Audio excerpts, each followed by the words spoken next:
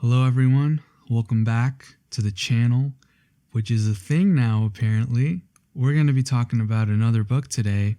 Specifically, we're going to be talking about the Song of Achilles by Madeline Miller. Now this book, as you might imagine from the name, is about Achilles. You know, that Achilles, the fictional character so important that we named an actual body part after him. Now, like most people who are living, breathing human beings, I'm familiar with the story of Achilles, partially because of the Troy movie with Brad Pitt, but also because of, just general culture. But beyond that, I'm not really a mythology guy. That being said, I am a fan of history, and I'm also a fan of fantasy, and mythology is like this weird blend of the two, so I do have an innate interest in it, which is why I picked up this book. So the book follows Achilles throughout various stages of his life, but it isn't actually from his perspective. This book is entirely from the perspective of Patroclus, who is Achilles' closest friend and confidant. It is partially based on the Iliad, I think. I've never read it, but it does have a very specific take on the Iliad. One that might be a little bit controversial, but one that definitely makes it stand out, because this book portrays Achilles and Patroclus not only as close friends and confidants, but also as lovers. And that's actually not something I knew before I read the book. I was like reading it at the start and I was like, man, these guys have some sexual tension. I wonder if that's intentional. So really, the story is actually following Achilles and Patroclus throughout various stages of their lives. You see them as kids, you see how they meet, you see how they grow close, you see how their relationship develops, and then you see the thing that happens at the end of Achilles' story. Is it possible to spoil the Iliad? It's like one of the oldest stories in existence, but for like the one person who might not know how Achilles' story ends, I will avoid saying exactly what happens. But for everyone else, it has the thing. But the point that I'm trying to get across here is that this story is essentially just their lives and their relationship. This story does not work unless that relationship is nailed, unless it is knocked out of the park. Thankfully, it is very much knocked out of the park. Their chemistry is phenomenal. Patroclus is such a well-characterized and well-voiced individual. His perspective is refreshingly normal in this world full of insane lunatic warriors and insane narcissist gods. Pretty much everyone in this story makes me want to burst a blood vessel except for Patroclus. He is the voice of reason. He's the guy who's like, hey man, why are we fighting? This is stupid. It serves really well as a viewpoint for the audience because we are just like, holy shit, thank you for saying that. Thank you for not being a lunatic like everyone else in this goddamn world.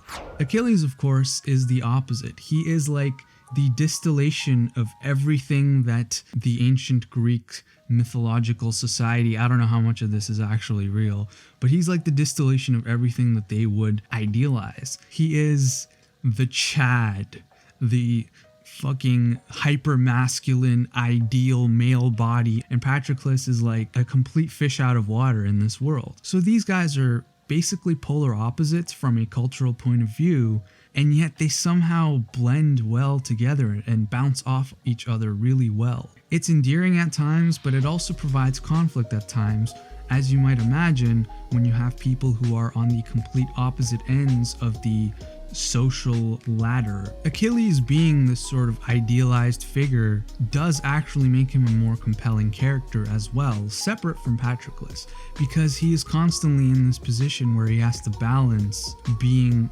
essentially what society in the world expects him to be and what Patroclus really loves about him. This dynamic provides the sort of emotional core of the story. It is the anchor of the story. These two developing the relationship and the internal turmoil of Achilles, but we're not actually seeing his internal turmoil. We're seeing it from Patroclus's point of view. This approach is interesting because it puts us in Patroclus's shoes. We, or most of us, I would imagine, know how this is going to turn out. But somehow we see Patroclus like trying to be the voice of reason in all this, and we're just like, yes, listen to him.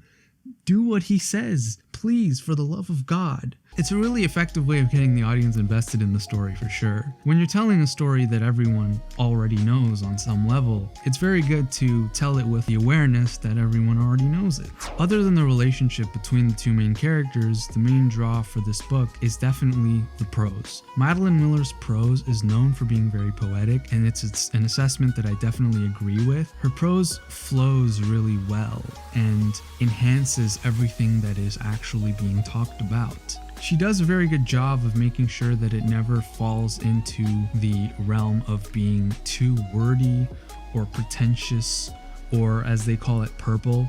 It strikes that balance between really good technical writing and readable writing really well. And I feel like no matter what kind of prose you normally prefer, you will come out of this enjoying or at least appreciating Madeline Miller's approach because it is very well done. Going back to the fact that this is a story most people are familiar with, at least the Cliff Notes version of it, Madeline Miller's prose does a very good job of enhancing that story by sort of imbuing everything that happens from beginning to end with this sense of melancholy and this really deep sense of tragedy and impending doom. It's very, very well done, and it also helps to put us more firmly in Patroclus's shoes because Patroclus is the narrator, so it's kind of inseparable, right? His character and the prose are two parts of the same whole, and both parts are done very, very well. So I've mentioned the relationship between the two protagonists and the prose, which are both very well done, but the actual content of the story does read a little bit episodic.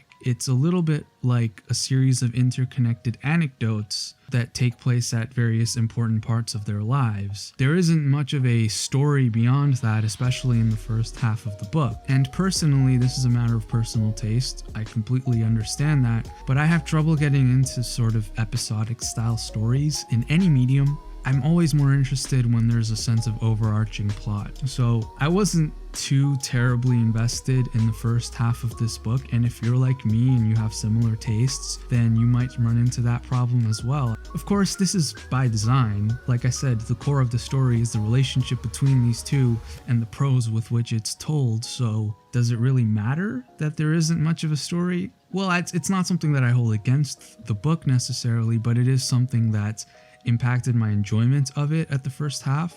But of course, considering how well done the story is, I never felt like I should put it down or like this wasn't worth reading or that it was bad. I still wanted to keep going and see how it turned out. Thankfully, the second half of the book changes direction a little bit, not much because it is still kind of episodic. It takes place over a long period of time, but that period of time is the Trojan War, which, if you're familiar with it, took 10 plus years to actually fight. And that provided another through line and a sense of overarching story beyond just the stories of the two main characters. And once we got there, I was much more interested and much more compelled by the things that were happening.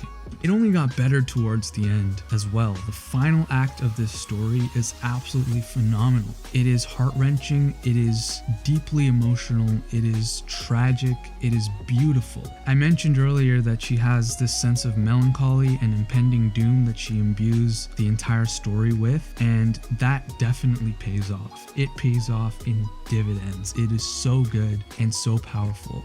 The ending of the story justifies all of the slower parts in the first half tenfold. It is incredibly well done, and honestly, I feel like I'm in the minority saying that about the first half anyways, because this book is so well reviewed. I feel like most people are just so drawn in by the prose and so hypnotized by her storytelling that it almost doesn't matter what's happening, which, if that sounds like something you do when you get into the prose of a story, read this immediately, like right now, like close the video and read this right now because you will love it. But even if that's not you, even if you were listening to me say it's kind of episodic and you were like, still give it a shot because the second half of this book and the final act especially is so worth it. No matter how much you think you know about this story, the telling of it is just so phenomenal in the final act that I feel like anyone and everyone will take something away from it. This is going to stick with me for a while, and I'm so glad that I read it. So in conclusion, if you're a fan of great prose, this is a must read. If you're a fan of Greek mythology, this is a must read. If you're a fan of LGBT representation, this is a must read. There's really not much to dislike about this book. Like I said, even if you're not really into the episodic style storytelling, the anecdotes over a large period of time, you'll still probably enjoy this book and probably come away from it with some tears dripping down your face. And I can say that for sure, because that's what I did. I teared the hell up. I had the Michael Jordan single tear rolling down my face when I put this book down, and I just sat there contemplating like, damn, that hit me hard. Anyways, Song of Achilles, go read it, and then go listen to the Led Zeppelin song. And then, I don't know, go watch the Troy movie. Do whatever you want, man. It's quarantine. What do I know?